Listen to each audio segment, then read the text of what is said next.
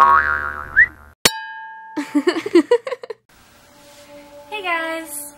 So my first couple days in Japan were kind of a blur. I was really tired, and it was partly from jet lag, and I think I had a little bit of altitude sickness. I'm not used to being up that high.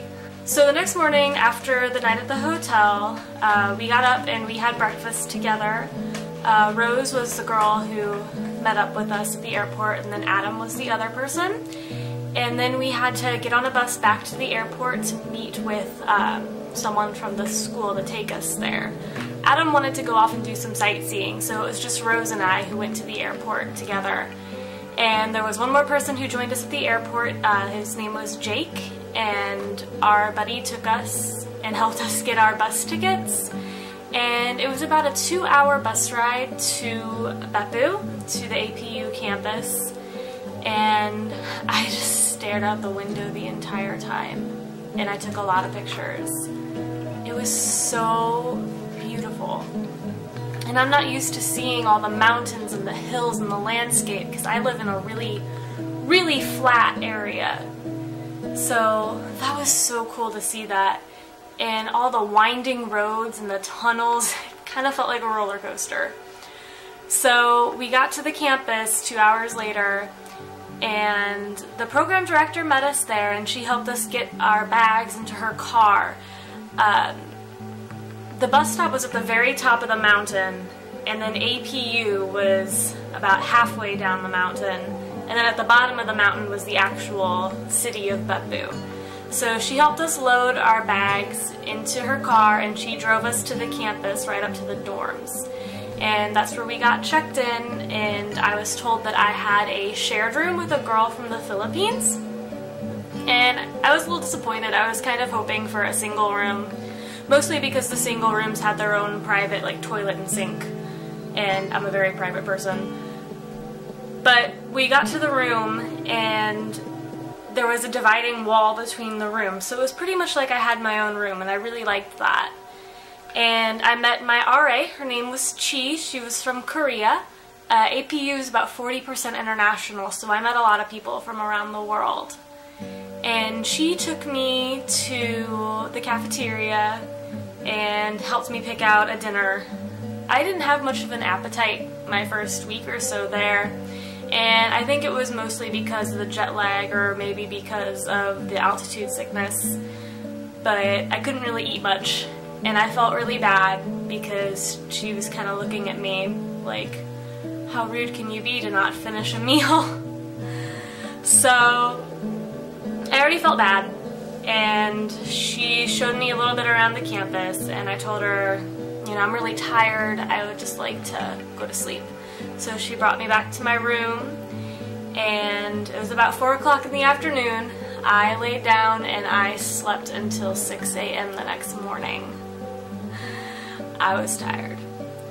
So the next day there was a welcome breakfast for all the students. There were 18 of us in the program, and I got to meet everybody there, which was really cool. I had been looking forward to meeting everybody for months. So to finally get to actually see them in person, it was really exciting. And some of us broke off and we walked around the campus after the breakfast. And a couple hours after that, they had a event for the buddies that were assigned to our program to help us get around and maybe be study partners for us. And they just played a bunch of warm-up, get-to-know-each-other games like charades and guessing games and just some fun little stuff. And we got to meet our sensei that day too, and that was also the day that we were placed into our classes. We had to take, it was kind of like an entrance exam, and for me, as an extremely low-level learner for Japanese, my test was 1 page long, and it basically said, what's this hiragana? What's this hiragana? What's this hiragana? And that was it. And I actually ended up getting 100% on it. And a small part of me was a little nervous, thinking, oh god, I aced this. Are they gonna try and put me in a higher level? But they didn't. And so we went to our classes. There were actually only 4 people in my class. And our first day was just getting to know Sensei.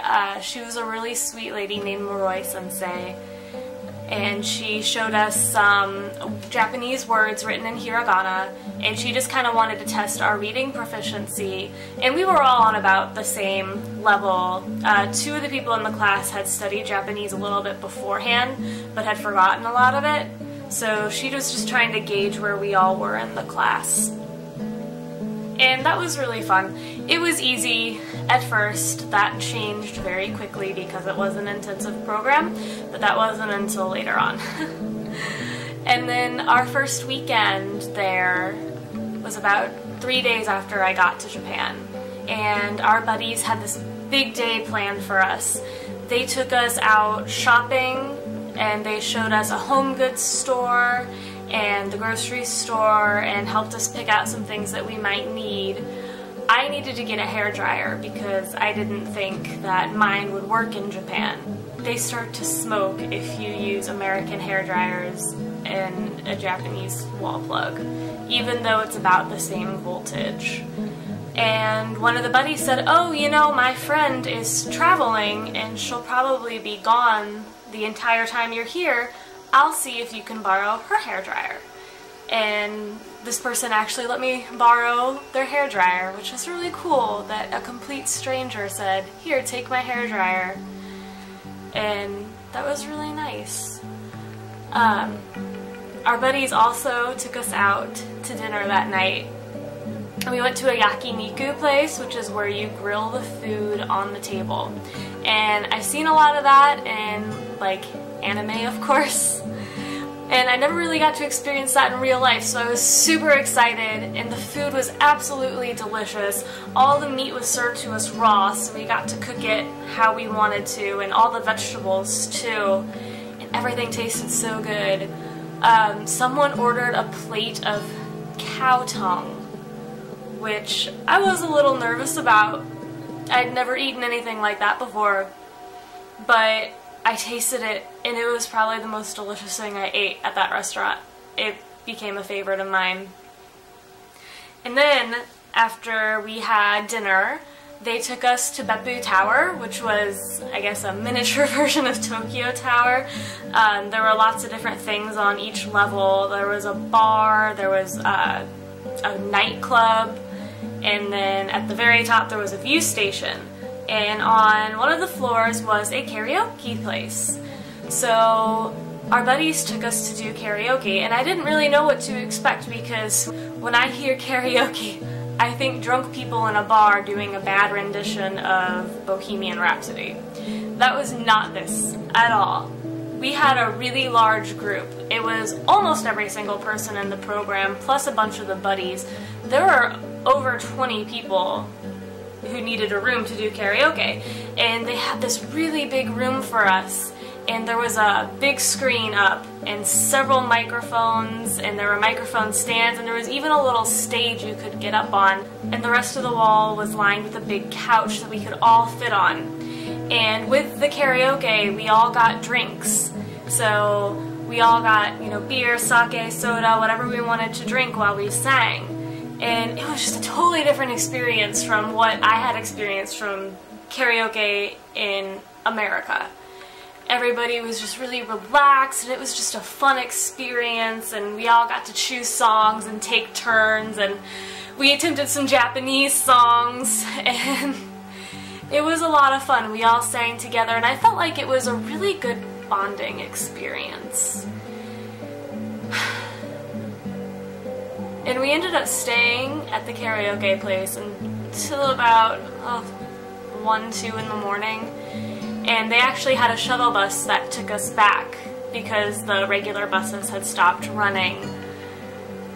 And so that was my first couple of days in Japan. It went by really fast, just with the classes and getting to know people and exploring the campus and adjusting to being in a new country.